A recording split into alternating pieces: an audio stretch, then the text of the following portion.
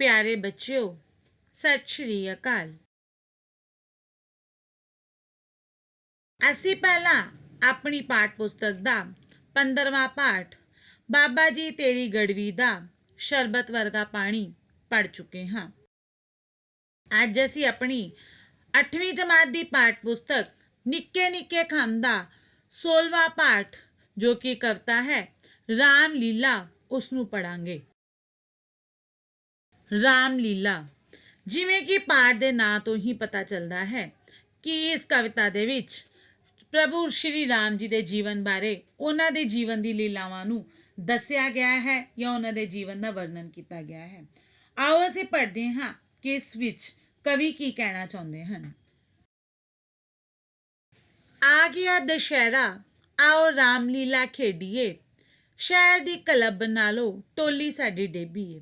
ਕਵੀ ਇਸ ਵਿੱਚ ਕਹਿ ਰਿਹਾ ਕਿ ਨਾ ਦੁਸ਼ਹਿਰੇ ਦਾ ਤਿਉਹਾਰ ਜਿਹੜਾ ਉਹ ਆ ਗਿਆ ਹੈ, ਆਓ ਅਸੀਂ ਹੁਣ ਰਾਮ ਲੀਲਾ ਖੇਡੀਏ। ਜਿਵੇਂ ਕਿ ਅਸੀਂ ਸਾਰੇ ਜਾਣਦੇ ਹਾਂ ਦੁਸ਼ਹਿਰੇ ਤੋਂ 20 ਦਿਨ ਪਹਿਲਾਂ ਜਿਹੜਾ ਹੈ ਸ਼ਹਿਰਾਂ ਦੇ ਵਿੱਚ ਅਲੱਗ-ਅਲੱਗ ਥਾਵਾਂ 'ਤੇ ਰਾਮ ਲੀਲਾ ਖੇਡੀ ਜਾਂਦੀ ਹੈ, ਜਿਸ ਵਿੱਚ ਪ੍ਰਭੂ ਸ਼੍ਰੀ ਰਾਮ ਜੀ ਦੇ ਜੀਵਨ ਬਾਰੇ ਸਭ ਕੁਝ ਦੱਸਿਆ ਜਾਂਦਾ ਹੈ ਅਤੇ ਉਸ ਨਾਲ ਸੰਬੰਧਿਤ ਜਿਹੜੇ ਨੇ ਤੱਥ ਖੇਲ ਕੇ ਵਿਖਾਏ ਜਾਂਦੇ ਨੇ। ਸ਼ਹਿਰ ਦੀ ਕਲੱਬ ਨਾਲੋਂ ਟੋਲੀ ਸਾਡੀ ਟੇਬੀ ਹੈ, ਮਤਲਬ ਸ਼ਹਿਰ ਦੇ ਲੋਕਾਂ ਨੇ ਜਿਹੜੀ ਆਪਣੀ ਟੋਲੀ ਬਣਾਈ ਹੋਈ ਹੈ, ਸਾਡੀ ਟੋਲੀ ਉਹਨਾਂ ਨਾਲੋਂ ਵੱਖਰੀ ਹੈ, ਵਿਲੱਖਣ ਹੈ।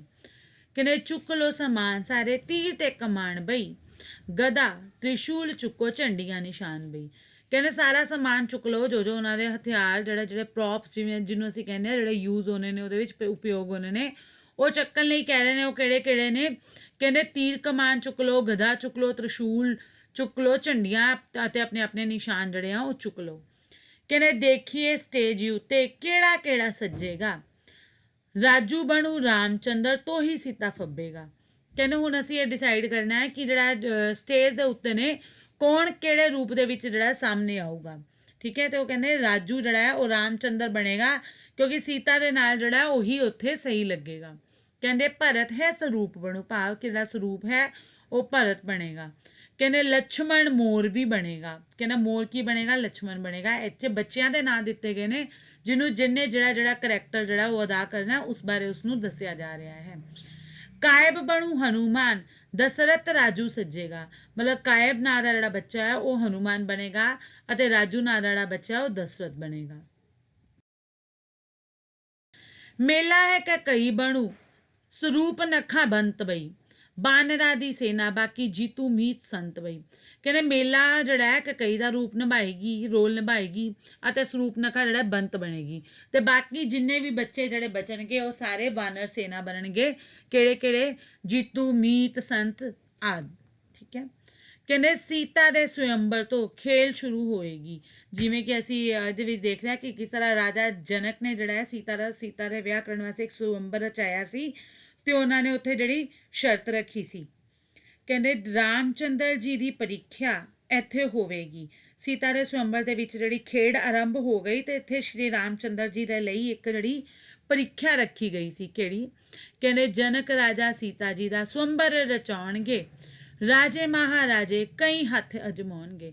ਕਹਿੰਦੇ ਜਨਕ ਰਾਜੇ ਨੇ ਜਿਹੜਾ ਆਪਣੀ ਸੀਤਾ ਬੇਟੀ ਹੈ ਉਸਦਾ ਜਿਹੜਾ ਸਵੰਬਰ ਰਚਿਆ ਹੈ, ਉਹਦਾ ਸਵੰਬਰ ਜਿਹੜਾ ਉੱਥੇ ਇੱਕ ਸਿਰਜਣਾ ਕੀਤੀ ਹੈ ਕਿ ਜਿਹੜੇ ਵੀ ਰਾਜੇ ਇੱਥੇ ਆ ਕੇ ਆਪਣਾ ਹੱਥ ਅਜਮਾ ਸਕਦੇ ਨੇ। ਭਾਵ ਉਹਨਾਂ ਨੇ ਇੱਕ ਸ਼ਰਤ ਰੱਖੀ ਸੀ ਤੇ ਕਈ ਦੇਸ਼ਾਂ ਦੇ ਕਈ ਜਗ੍ਹਾ ਦੇ ਵੱਖ-ਵੱਖ ਥਾਵਾਂ ਦੇ ਰਾਜਿਆਂ ਨੇ ਆ ਕੇ ਉੱਥੇ ਆਪਣਾ ਹੱਥ ਅਜਮਾਉਣ ਦੀ ਕੋਸ਼ਿਸ਼ ਕੀਤੀ ਹੈ, ਭਾਵ ਕਿ ਉਹ ਉਹਨਾਂ ਦੀ ਸ਼ਰਤ ਤੇ ਪੂਰਾ ਉਤਰ ਕੇ ਸੀਤਾ ਦੇ ਨਾਲ ਵਿਆਹ ਕਰਨਾ ਚਾਹੁੰਦੇ ਸਨ। ਕਹਿੰਦੇ ਸ਼ਿਵ ਜੀ ਦਾ ਧਨੁਖ ਦਾ ਚਿੱਲਾ ਜੋ ਚੜਾਏਗਾ, ਸੀਤਾ ਜੀ ਦਾ ਉਹੀ ਰਾਜਾ ਪਤੀ ਕਹਿਲਾਏਗਾ। ਰਾਜਾ ਜਨਕ ਨੇ ਸ਼ਰਤ ਰੱਖੀ ਸੀ ਕਿ ਉਹਨਾਂ ਕੋਲ ਇੱਕ ਸ਼ਿਵ ਜੀ ਦਾ ਧਨੁਖ ਸੀ ਤੇ ਉਹਨਾਂ ਨੇ ਕਿਹਾ ਸੀ ਜਿਹੜਾ ਵੀ ਰਾਜਾ ਜਿੱਥੇ ਦਾ ਵੀ ਰਾਜਾ ਇਸ ਧਨੁਖ ਦੇ ਉੱਤੇ ਜਿਹੜੀ ਹੈ ਡੋਰੀ ਚੜਾ ਦੇਗਾ, ਚਿੱਲਾ ਚੜਾਣਾ ਭਾਵ ਜਿਹੜੀ ਉਹਦੀ ਡੋਰੀ ਚੜਾ ਦੇਗਾ ਤੇ ਉਸ ਰਾਜੇ ਨਾਲ ਮੈਂ ਆਪਣੀ ਧੀ ਭਾਵ ਮਾਤਾ ਸੀਤਾ ਦਾ ਜਿਹੜਾ ਹੈ ਉਹ ਵਿਆਹ ਕਰ ਦੇਵਾਂਗਾ, ਉਹੀ ਮੇਰੀ ਸੀਤਾ ਦਾ ਪਤੀ ਕਹਿਲਾਏਗਾ। ਕਿਨੇ ਰਾਮਚੰਦਰ ਉੱਠਣਗੇ ਤੇ ਧਨੁਖ ਨੂੰ ਉਠਾਉਣਗੇ, ਸ਼ਿਵ ਜੀ ਦੇ ਧਨੁਖ ਦੇ ਦੋ ਟੋਟੇ ਹੋ ਜਾਣਗੇ। ਕਹਿੰਦੇ ਫਿਰ ਕੀ ਹੋਏਗਾ? ਰਾਮਚੰਦਰ ਆਪਣੇ ਸਿੰਘਾਸਨ ਤੋਂ ਉੱਠਣਗੇ ਤੇ ਬਾਕੀ ਸਾਰੇ ਰਾਜੇ ਜਿਹੜੇ ਆਪਣੇ ਹੱਥ ਜਮਾ ਕੇ ਥੱਕ ਜਾਣਗੇ। ਉਸ ਤੋਂ ਬਾਅਦ ਸ਼੍ਰੀ ਰਾਮਚੰਦਰ ਜੀ ਉੱਠਣਗੇ ਅਤੇ ਸ਼ਿਵ ਜੀ ਦੇ ਧਨੁਖ ਨੂੰ ਹੱਥ ਵਿੱਚ ਚੜ ਕੇ ਜਿਉਂ ਹੀ ਚਿੱਲਾ ਚੜਾਉਣ ਲੱਗਣਗੇ ਤੇ ਸ਼ਿਵ ਜੀ ਜਿਹੜਾ ਧਨੁਖ ਹੈ ਉਹਦੇ 2 ਹਿੱਸੇ ਹੋ ਜਾਣਗੇ। ਸੀਤਾ ਸ੍ਰੀ ਰਾਮ ਜੀ ਦੇ ਗਲ ਮਾਲਾ ਪਾਏਗੀ ਰਾਮ ਅਤੇ ਸੀਤਾ ਜੀ ਦੀ ਜੋੜੀ ਬਣ ਜਾਏਗੀ। ਫਿਰ ਕੀ ਹੋਏਗਾ, ਜਦੋਂ ਰਾਮ ਜੀ ਆਪਣੀ ਸ਼ਰਤ ਅਨੁਸਾਰ ਜਿੱਤ ਜਾਣਗੇ ਤੇ ਸੀਤਾ ਮਾਤਾ ਉਹਨਾਂ ਦੇ ਗਲੇ ਦੇ ਵਿੱਚ ਹਾਰ ਪਾਏਗੀ, ਭਾਵ ਜਿਹੜਾ ਸਵੰਬਰ ਦੀ ਪ੍ਰਥਾ ਦੀ ਸੰਪੂਰਨਤਾ ਕਰੇਗੀ ਤੇ ਸੀਤਾ ਮਾਤਾ ਉਹਨਾਂ ਨਾਲ ਵਿਆਹ ਕਰੇਗੀ ਤੇ ਰਾਮ ਅਤੇ ਸੀਤਾ ਜੀ ਦੀ ਜਿਹੜੀ ਜੋੜੀ ਹੈ ਉਹ ਬਣ ਜਾਏਗੀ। ਅਯੋਧਿਆ ਨੂੰ ਜਾਣਗੇ, ਫੁੱਲ ਬਰਸਾਉਣਗੇ, ਗੀਤ ਸਾਰੇ ਗਾਉਣਗੇ ਤੇ ਖੁਸ਼ੀਆਂ ਮਨਾਉਣਗੇ। ਜਦੋਂ ਸ਼੍ਰੀ ਰਾਮਚੰਦਰ ਜੀ ਸੀਤਾ ਜੀ ਨੂੰ ਸਵੰਬਰ ਵਿੱਚੋਂ ਲੈ ਕੇ ਆਪਣੇ ਅਯੋਧਿਆ ਜਦੋਂ ਵਾਪਸ ਪਹੁੰਚਣਗੇ ਤੇ ਸਭ ਲੋਕ ਉੱਥੇ ਫੁੱਲ ਬਰਸਾ ਕੇ ਉਹਨਾਂ ਦਾ ਸਵਾਗਤ ਕਰਨਗੇ, ਗੀਤ ਗਾਣਗੇ, ਗਾਉਣਗੇ ਅਤੇ ਖੁਸ਼ੀਆਂ ਮਨਾਉਣਗੇ। ਕਿ ਰਾਮਚੰਦਰ ਬਣੂ ਰਾਜਾ, ਪਿਤਾ ਇਹ ਸੁਣਾਉਂਦੇ, ਉਹਦੇ ਪਿੱਛੋਂ ਰਾਮ ਜੀ ਹੀ ਰਾਜ ਨੂੰ ਚਲਾਉਣਗੇ। ਫਿਰ ਕੀ ਹੁੰਦਾ, ਕੁਝ ਦਿਨਾਂ ਬਾਅਦ, ਕੁਝ ਚਿਰ ਮਗਰੋਂ ਸ਼੍ਰੀ ਰਾਮ ਜੀ ਦੇ ਪਿਤਾ ਰਾਜਾ ਦਸ਼ਰਥ ਜੀ ਇਹ ਡਿਸੀਜ਼ਨ ਲੈਂਦੇ ਨੇ ਕਿ ਜਿਹੜੇ ਸ਼੍ਰੀ ਰਾਮਚੰਦਰ ਜੀ ਹੈ ਉਹ ਜਿਹੜਾ ਅਗਲਾ ਰਾਜ ਭਾਗ ਹੈ ਉਹ ਉਹਨਾਂ ਨੂੰ ਦਿੱਤਾ ਜਾਏਗਾ ਤੇ ਸ਼੍ਰੀ ਰਾਮਚੰਦਰ ਜੀ ਹੀ ਉਹਨਾਂ ਤੋਂ ਬਾਅਦ ਜਿਹੜਾ ਸਿੰਘਾਸਨ ਤੇ ਸੁਸ਼ੋਭਿਤ ਹੋਣਗੇ। ਉਹਨਾਂ ਦੇ ਪਿਤਾ ਇਹ ਸਭ ਦੇ ਸਾਹਮਣੇ ਐਲਾਨ ਕਰਦੇ ਨੇ। ਤਰ੍ਹਾਂ ਹੈ ਜਾ ਕੇ ਸਭ ਕੇ ਕਈ ਨੂੰ ਸੁਣਾਏਗੀ, ਐਨੀ ਗੱਲ ਸੁਣ ਕੇ ਕਿ ਕਈ ਰੁੱਸ ਜਾਏਗੀ। ਫਿਰ ਜਿਹੜੀ ਉਹਨਾਂ ਦੇ ਜਗ੍ਹਾ ਦੇ ਵਿੱਚ, ਉਹਨਾਂ ਦੇ ਰਾਜ ਮਹਿਲ ਦੇ ਵਿੱਚ ਇੱਕ ਦਾਸੀ ਸੀ ਮੰਥਰਾ, ਉਹ ਜਾ ਕੇ ਸਾਰਾ ਵਾਰਤਾਲਾਪ ਜਿਹੜਾ ਹੈ ਕਿ ਕਈ ਨੂੰ ਸੁਣਾਏਗੀ। ਕਿ ਕਈ ਜਿਹੜੀ ਰਾਜਾ ਦਸ਼ਰਥ ਦੀ ਪਤਨੀ ਸੀ, ਉਹ ਜਾ ਕੇ ਦੱਸੇਗੀ। ਸੁਣਦੇ ਹੀ ਕਿ ਕਈ ਨੂੰ ਇਸ ਗੱਲ ਦਾ ਗੁੱਸਾ ਆ ਜਾਏਗਾ ਕਿ ਮੇਰੇ ਪੁੱਤ ਨੂੰ ਜਿਹੜਾ ਹੈ ਰਾਜ ਸਿੰਘਾਸਨ ਨਹੀਂ ਦਿੱਤਾ ਗਿਆ, ਉਸ ਸ਼੍ਰੀ ਰਾਮ ਜੀ ਨੂੰ ਦਿੱਤਾ ਗਿਆ ਹੈ। ਬਚਨ ਮਨਵਾਊਗੀ ਤੇ ਜਿੱਦ ਵੀ ਪੁਗਾਊਗੀ। ਜਿਵੇਂ ਕਿ ਰਾਜਾ ਦਸ਼ਰਥ ਨੇ ਪਹਿਲਾਂ ਹੀ ਕਿ ਕਈ ਨਾਲ ਵਾਅਦਾ ਕੀਤਾ ਹੁੰਦਾ ਹੈ ਕਿ ਉਹ ਕੋਈ ਵੀ ਆਪਣੇ 3 ਵਰ ਜਿਹੜੇ ਆ ਉਹਨਾਂ ਤੋਂ ਮੰਗ ਸਕਦੀ ਹੈ ਤੇ ਕਈ ਉਹ 3 ਵਰਾਂ ਵਿੱਚੋਂ ਹੀ ਆਪਣਾ ਇੱਕ ਵਰ ਜਿਹੜਾ ਮੰਗੇਗੀ। ਉਹ ਕਿਹੜਾ ਹੋਏਗਾ ਕਿ ਸ਼੍ਰੀ ਰਾਮਚੰਦਰ ਜੀ ਨੂੰ ਬਨਵਾਸ ਲਈ ਭੇਜ ਦਿੱਤਾ ਜਾਵੇ। ਸਰਵਣ ਦੇ ਸਰਾਪ ਨਾਲ ਦਸ਼ਰਥ ਮਰ ਜਾਏਗਾ, ਭਰਤ ਵੀ ਰਾਮ ਜੀ ਨੂੰ ਮਨਾਉਣ ਲਈ ਜਾਏਗਾ। ਸਰਵਣ ਨੇ ਜਿਹੜਾ ਸਰਵਣ ਹੈ, ਜਿਹੜਾ ਆਪਣੀ ਮਾਤਾ ਪਿਤਾ ਦੀ ਸੇਵਾ ਕਰਦਾ, ਉਸਦੇ ਸ਼ਰਾਪ ਨਾਲ ਜਿਹੜਾ ਹੈ ਦਸ਼ਰਥ ਮਰ ਜਾਏਗਾ, ਭਾਵ ਉਸਨੇ ਜਿਹੜਾ ਦਸ਼ਰਥ ਨੂੰ ਸ਼ਰਾਪ ਦਿੱਤਾ ਹੁੰਦਾ ਸੀ ਕਿ ਉਸਨੂੰ ਜਿਹੜਾ ਪੁੱਤਰ ਦੀ ਸੇਵਾ ਨਹੀਂ ਮਿਲੂਗੀ। ਇਸ ਤਰ੍ਹਾਂ ਕੀ ਹੋਏਗਾ, ਉਹਨਾਂ ਦਾ ਪੁੱਤਰ ਜਿਹੜਾ ਉਹਨਾਂ ਨੂੰ ਛੱਡ ਕੇ ਬਨਵਾਸ ਚੱਲ ਜਾਏਗਾ ਤੇ ਰਾਜਾ ਦਸ਼ਰਥ ਉਹਨਾਂ ਦੇ ਗਮ ਦੇ ਵਿੱਚ ਹੀ ਪੂਰੇ ਹੋ ਜਾਣਗੇ, ਭਾਵ ਪਰਮਾਤਮਾ ਨੂੰ ਪਿਆਰੇ ਹੋ ਜਾਣਗੇ।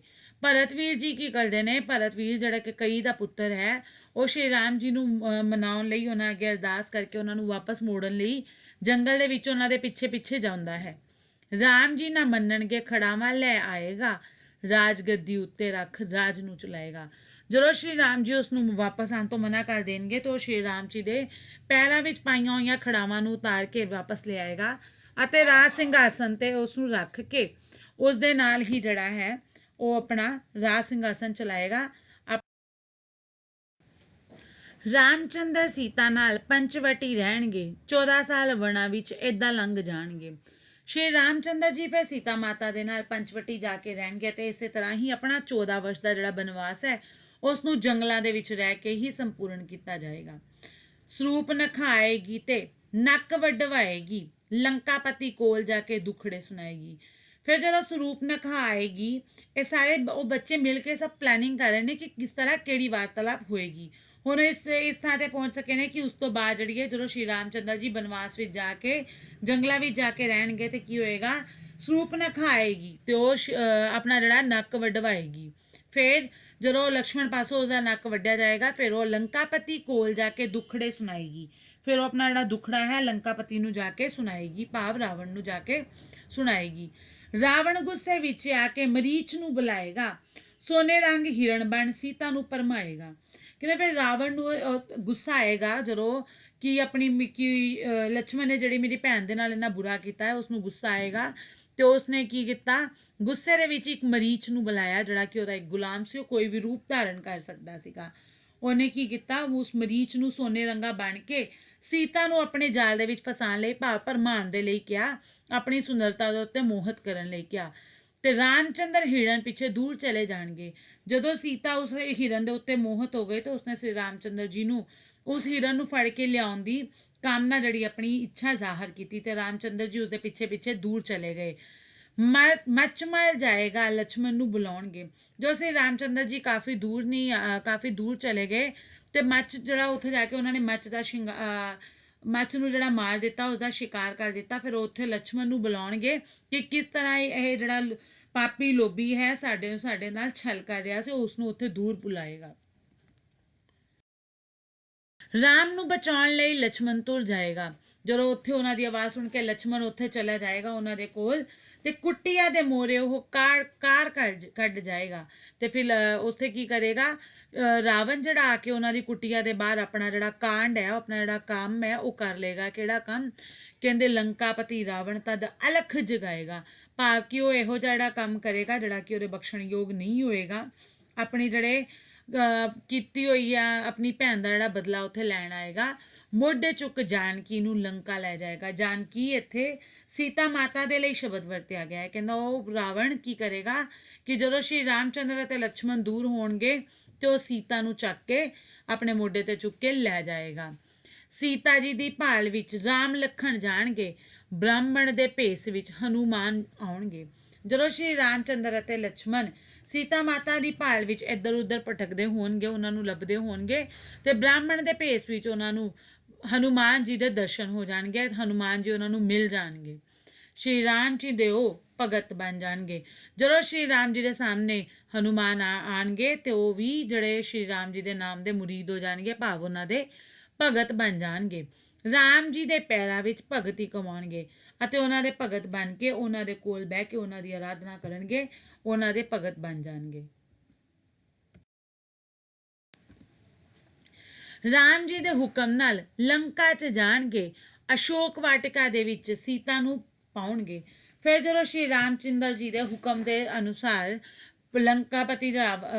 ਲੰਕਾਪਤੀ ਰਾਵਣ ਦੀ ਜਿਹੜੀ ਹੈ ਲੰਕਾ ਦੇ ਵਿੱਚ ਹਨੂਮਾਨ ਜੀ ਜਾਣਗੇ। ਜਦੋਂ ਸ਼੍ਰੀ ਰਾਮਚੰਦਰ ਜੀ ਉਹਨਾਂ ਨੂੰ ਆਗਿਆ ਦੇਣਗੇ ਸੀਤਾ ਮਾਤਾ ਦੇ ਕੋਲ ਜਾਣ ਦੀ, ਤੇ ਉਹ ਅਸ਼ੋਕ ਵਾਟਿਕਾ ਦੇ ਵਿੱਚ, ਜੋ ਕਿ ਲੰਕਾ ਦੇ ਵਿੱਚ ਇੱਕ ਜਗ੍ਹਾ ਸੀਗੀ, ਉਸ ਦੇ ਵਿੱਚ ਸੀਤਾ ਮਾਤਾ ਨੂੰ ਜਾ ਕੇ ਮਿਲਣਗੇ। ਰਾਮ ਜੀ ਦਾ ਯਾਦ ਚਿੰਨ੍ਹ ਮੁੰਦਰੀ ਵਿਖਾਉਣਗੇ। ਉਹ ਮੁੰਦਰੀ ਅੰਗੂਠੀ ਦੇਣਗੇ ਜੋ ਕਿ ਸ਼੍ਰੀ ਰਾਮ ਜੀ ਨੇ ਸੀਤਾ ਮਾਤਾ ਨੂੰ ਵਿਖਾਉਣ ਦੇ ਲਈ ਕਹੀ ਸੀ। ਪੁੱਛ ਉੱਤੇ ਅੱਗ ਲਾ ਕੇ ਲੰਕਾ ਜਗਾਉਣਗੇ। ਪੂੰਛ ਉੱਤੇ ਅੱਗ ਲਗਾ ਕੇ ਤੇ ਹਨੂਮਾਨ ਜੀ ਕੀ ਕਰਨਗੇ, ਆਪਣੀ ਪੂੰਛ ਨੂੰ ਅੱਗ ਲਗਾ ਕੇ ਰਾਵਣ ਦੀ ਪੂਰੀ ਜਿਹੜੀ ਲੰਕਾ ਜਲਾ ਦੇਣਗੇ। ਸੀਤਾ ਦਾ ਸੁਨੇਹਾ ਲੈ ਕੇ ਰਾਮ ਕੋਲ ਆਉਣਗੇ। ਜਿਸ ਤਰ੍ਹਾਂ ਪਹਿਲਾਂ ਉਸ ਰਾਮ ਜੀ ਦਾ ਸੁਨੇਹਾ ਲੈ ਕੇ ਸੀਤਾ ਕੋਲ ਪਹੁੰਚੇ ਸੀ, ਹੁਣ ਇਸੇ ਤਰ੍ਹਾਂ ਹੀ ਸੀਤਾ ਮਾਤਾ ਤੋਂ ਸੁਨੇਹਾ ਲੈ ਕੇ ਉਹ ਸ਼੍ਰੀ ਰਾਮ ਜੀ ਕੋਲ ਵਾਪਸ ਪਹੁੰਚਣਗੇ। 12 ਦੀ ਸੈਨਾ ਨਾਲ ਪੁੱਲ ਬਣਵਾਉਣਗੇ। ਰਾਮ ਅਤੇ ਰਾਵਣ ਵਿੱਚ ਯੁੱਧ ਛਿੜ ਜਾਏਗਾ। ਫਿਰ ਕੀ ਕਰਨਗੇ, ਬਾਨਰ ਜਿਹੜੇ ਮਿਲ ਕੇ ਨੇ ਉਹ ਸਾਰੇ ਕੀ ਕਰਨਗੇ, ਮਿਲ ਕੇ ਇੱਕ ਪੁੱਲ ਬਣਾਉਣਗੇ। ਜਿਹੜੇ ਪੁੱਲ ਤੋਂ ਆ ਕੇ ਉਹ ਆਪਸ ਦੇ ਵਿੱਚ ਲੜਨ ਲਈ ਤਿਆਰ ਹੋ ਜਾਣਗੇ। ਕਹਿੰਦੇ ਰਾਮ ਅਤੇ ਰਾਵਣ ਦੇ ਵਿੱਚ ਯੁੱਧ ਛਿੜ ਜਾਏਗਾ। ਫਿਰ ਕੀ ਹੋਏਗਾ, ਜਦੋਂ ਰਾਮ ਅਤੇ ਰਾਵਣ ਦੇ ਵਿੱਚ ਯੁੱਧ ਛਿੜ ਜਾਏਗਾ, ਜਦੋਂ ਨਦੀ ਨੂੰ ਟੱਪ ਕੇ ਉਹ ਦੂਜੇ ਪਾਸੇ ਆ ਜਾਣਗੇ ਤਾਂ ਉਹਨਾਂ ਵਿੱਚ ਯੁੱਧ ਦੀ ਜਿਹੜੀ ਤਿਆਰੀ ਹੈ ਉਹ ਹੋ ਜਾਏਗੀ। ਯੁੱਧ ਵਿੱਚ ਲక్ష్మణ ਬੇਸੁੱਧ ਹੋ ਜਾਏਗਾ। ਪਵਨ ਪੁੱਤਰ ਹਵਾ ਵਿੱਚ ਦੂਰ ਉੱਡ ਜਾਏਗਾ। ਕਹਿੰਦੇ ਜਦੋਂ ਯੁੱਧ ਕਰਦੇ ਹੋਏ ਲక్ష్మణ ਜਿਹੜਾ ਬੇਸੁੱਧ ਹੋ ਕੇ ਗਿਰ ਜਾਏਗਾ, ਭਾਵ ਕਿ ਬੇਹੋਸ਼ ਹੋ ਜਾਏਗਾ। ਫਿਰ ਪਵਨ ਪੁੱਤਰ ਹਨੂਮਾਨ ਨੇ ਜਿਹੜੇ ਉਹ ਹਵਾ ਵਿੱਚ ਉੱਡਦੇ ਜਾਣਗੇ। ਕਿਸ ਲਈ ਉੱਡਦੇ ਜਾਣਗੇ, ਅਸੀਂ ਅੱਗੇ ਪੜ੍ਹਦੇ ਹਾਂ। ਕਹਿੰਦੇ ਸੰਜੀਵਨੀ ਨਾ ਲੱਭਣ ਤੇ ਪਹਾੜ ਚੁੱਕ ਲਿਆਉਣਗੇ। ਸੁਜੈਣ ਵੇ ਸੰਜੀਵਨੀ ਜ਼ਖਮਾਂ ਤੇ ਲਗਾਏਗਾ। ਕੀ ਹੋਏਗਾ, ਫਿਰ ਉਹਨਾਂ ਨੂੰ ਦੱਸਿਆ ਜਾਏਗਾ ਕਿ ਜਿਹੜਾ ਲక్ష్మణ ਜੀ ਹੈ, ਅਗਰ ਇਹਨਾਂ ਨੂੰ ਹੋਸ਼ ਵਿੱਚ ਲਿਆਉਣਾ ਤੇ ਇਹਨਾਂ ਨੂੰ ਸੰਜੀਵਨੀ ਬੂਟੀ ਦਾ ਜਿਹੜਾ ਅਰਕ ਹੈ ਪਿਲਾਉਣਾ ਪਏਗਾ, ਜਾਂ ਸੰਜੀਵਨੀ ਬੂਟੀ ਦੀ ਜ਼ਰੂਰਤ ਪਏਗੀ। ਜਦੋਂ ਹਨੂਮਾਨ ਜੀ ਨੂੰ ਦੱਸਿਆ ਜਾਏਗਾ ਕਿ ਉਹ ਕਿਹੜੇ ਪਰਬਤ ਤੇ ਮਿਲੇਗਾ, ਹਨੂਮਾਨ ਜੀ ਉਹ ਲੈਣ ਗਏ, ਪਰ ਉਹਨਾਂ ਨੂੰ ਜਦੋਂ ਉੱਥੇ ਨਹੀਂ ਮਿਲਿਆ ਤੇ ਹਨੂਮਾਨ ਜੀ ਉੱਥੋਂ ਦੀ ਪੂਰਾ ਪਰਬਤ ਹੀ, ਪੂਰਾ ਪਹਾੜ ਹੀ ਆਪਣੇ ਹੱਥ ਤੇ ਚੁੱਕ ਕੇ ਵਾਪਸ ਲੈ ਆਏ। ਕਹਿੰਦੇ ਸੁਜੈਣ ਵੇ ਸੰਜੀਵਨੀ ਜ਼ਖਮਾਂ ਤੇ ਲਾਏਗਾ। ਫਿਰ ਸੰਜੀਵਨੀ ਜਿਹੜਾ ਕੀ ਕਰੇਗਾ, ਉਹ ਜਿਹੜਾ ਵੈਦ ਹੈ, ਸੁਜੈਨ ਜਿਹੜਾ ਵੈਦ ਦਾ ਨਾਮ ਲਿਆ ਗਿਆ ਹੈ, ਕਹਿੰਦਾ ਸੰਜੀਵਨੀ ਨੂੰ ਲక్ష్మణ ਦੇ ਜਿਹੜੇ ਜ਼ਖਮਾਂ ਦੇ ਉੱਤੇ ਲਗਾਏਗਾ, ਜਿਹੜੀ ਬੂਟੀ ਉਹ ਲੈ ਕੇ ਆਉਣਗੇ।